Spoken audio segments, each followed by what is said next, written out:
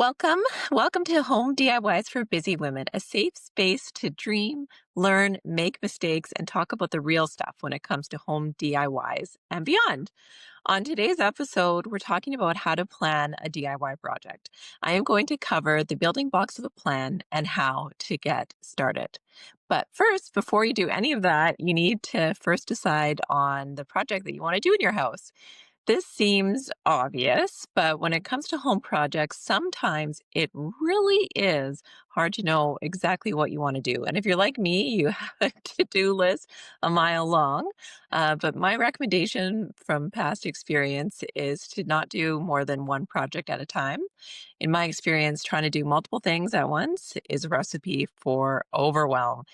So, if this is one of your first DIY projects, choose one that's more simple, like painting a feature wall, upgrading hardware in your bathroom, or maybe even just painting a door so you avoid that feeling of overwhelm. Either way, you have to choose a project and stick with it. So I'm going to break this down into phases. So the first phase is phase one, build your plan. So once you've gathered your inspiration using Pinterest, other people's houses, you need to sketch out your idea or write out your plan. And it's helpful to visualize what the project could look like in your space. So using an app like ChatGPT and take a picture and upload can be really helpful as well. And even apps like House and can also help you kind of visualize what this will look like. And then if you've seen like a friend's house that you want to do a similar thing, get their advice, ask them what they've learned, or DM me and I'll give you advice as well. And then you need to create a material list. So once you've narrowed down what you're going to do, you need to create a specific list and cover everything. Because I've had it a lot of times where I've gone to start a project and I thought I had the simple things like, I don't know, paint drop cloths or even paper towel for wiping things up. And I didn't have that. And then I have to go back out to get it. So put everything you can conceive of needing on your list, and that will help you kind of get organized. And then from there, for budgeting, which I'll get into later, but you can see, what's on sale or if there are ways to do cheaper or what you already have. And then you can kind of cross off the things you already have and then narrow down your shopping lists from there. But we'll get into that further. So basically, choose a project, stick with it, create your material list is phase one. Phase two is create a timeline. And this is a very important part of your project.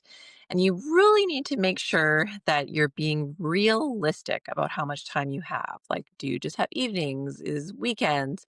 And you got to create a timeline that works for you. Because if your timeline isn't doable, you will end up feeling frustrated, overwhelmed, and the project will never get done. So, for instance, if I'm doing a painting project, I usually plan one day for installation and then not even installation, I should say, one day for prepping. So if it's painting, you're cleaning the walls, you're filling holes, you're sanding things down, making sure the wall is smooth and as perfect as can be. And it's super tedious, but it sets you up for painting effectively. So I usually budget like one, depending on the size of the room, or if it's just one wall, you might be able to do like your prep and then your first coat of primer the first day, but just be generous with yourself. So one day for prep and then one day to paint. So that's doing, your primer, two coats of paint. Usually I like to try on my prep day to get the primer done just so I can have the joy of putting the new color on the next day. But again, you have to be generous with yourself, especially if you're in the phase of having kids and working around their schedules and trying to get either like your partner to help out, like to take the kids while you're focusing on the project, or you need to arrange childcare. Just be generous with your timeline to help avoid those feelings of overwhelm. Um, yeah, and also you have to expect for things not to go quite the way you want and give yourself grace. If it takes longer, it takes longer. It's your house. It'll get done when you can do it, right? The next one is to write a budget. So after you have a clear idea of your materials and the tools you'll need, it will be more doable to get an idea of cost. And you have to make sure this is comfortable for you and be prepared to add a little extra room to your budget. As in my experience, things cost more than we think, and maybe there's some extra surprises. So add a little extra to that budget. So either you can come under budget or be, right on time. Um, yeah. And especially in these day and age, like going back to your material list, looking to make sure that you're finding things that are on sale, um, you know, really trying to cut costs where you can, maybe buying stuff at Costco in bulk or, yeah, just try to cut those corners where you can to save costs. And you already will be saving because you're doing it yourself, not paying someone to do the work. So there's that as well. Phase four is setting up your workspace. So you need to create a space that will work for you by removing clutter, be organized, organize your tools and materials, put up the painter's tape if you're needing to that, cover furniture, set out your drop cloths, like be prepared and make it a space that will work for you. And that will help even a small project run smoothly, which really helps avoid overwhelm and frustration. Phase five is very simply to do the work. And so that's implementing your using that timeline. You've had your day booked. You're like, okay, I've got my materials.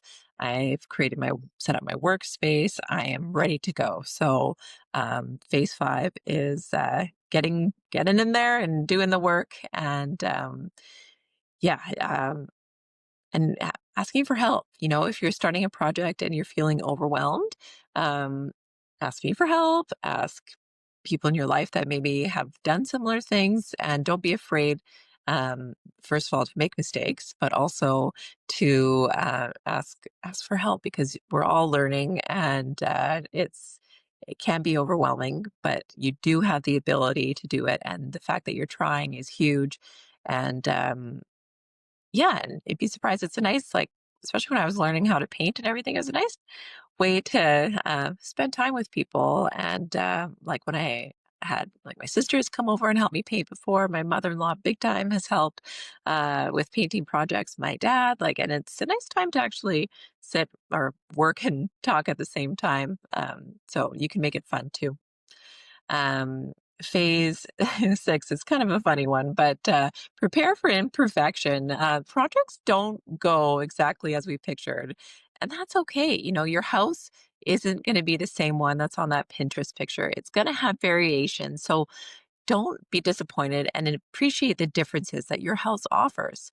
And also, like, if you do get frustrated, oh man, this has happened to me so many times during projects. Take a break, take a step back, go out in nature, and then come back to it with fresh eyes and the and fresh energy. I find like I mean, this applies to other things other than home renos, but like anytime you're feeling frustrated, removing yourself from the situation and coming back to it will make it seem a heck of a lot more doable. I mean, when I was first starting out, when we were living in our townhouse, I remember really trying to paint our powder room. It was like this fire engine red, and I was trying to paint it like a dark gray, and it looked really cool in the end. But I had to buy a big mirror to cover up all the imperfections because I was trying to fill and sand, and I was not taking my time with the prep, and I would paint it and I could still see things coming through. And I just got so frustrated. And my husband basically had to like pull me out of there and be like, Sherry, let's go and like take a break. You need to get space from this. And I was just so focused that I was going to get this done.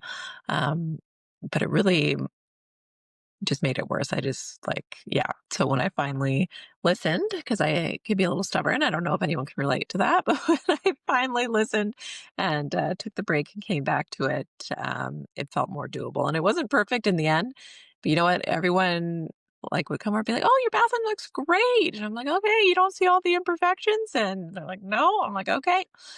So sometimes the way we see things are, we see everything wrong we did where other people are looking and be like, oh, that's a huge improvement. So, yeah. So give yourself grace if the project doesn't go exactly how you want it to. Um, because there's beauty in that, there's lessons in that, and I mean, you can always go back and touch things up like I did with my powder room, but also just appreciate that your house is, yeah, different than the one in the magazine or on Pinterest. Yeah, and so just some final thoughts I want to leave you with today is I encourage you to take my process and tweak it, make it your own. And just during a project, really try to keep the mindset of learning. Give yourself grace. 'Cause in the end, like I just said, it'll work out even if it looks different than expected. So in the show notes, I will post the link to like my project planning template if you're interested.